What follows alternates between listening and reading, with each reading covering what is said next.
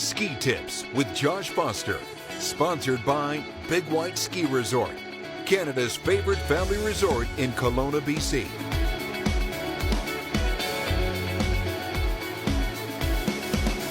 So I think to solve this A-frame dilemma, you kind of need to know where it comes from and maybe why it's not such a great thing. So from my perspective, what causes an A-frame is more often than not a really overactive hip. So you can get an A-frame by maybe rushing the turn with your downhill hip like this, and watch my knees when I do that. You see how my knee tucks in? And then just the same thing happens the other way. If I'm too open in the hip, you see how that pulls my knee in as well. So I'm of the mind that you don't want to try to undo stuff in people skiing. You want to add stuff. So here's what I think you can do to unwind that A-frame by adding a little bit more turning of the legs. Here we go. So if you think of how you're skiing now, it's your whole skiing history that's led you to this point. So to undo something in your skiing is pretty tough.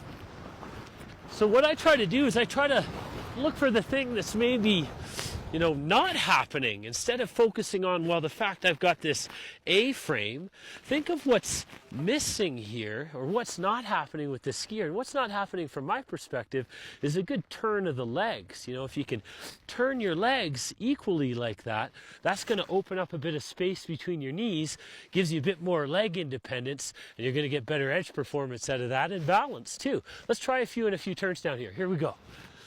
So have a look here, guys. Here's our problem. If I start with my hip, you see how my knee kind of tucks in. If I turn my hip, my knee tucks in as well. But look at this.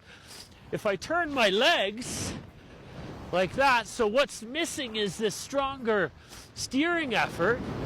The knees open up, a little bit of daylight there, better balance, better grip.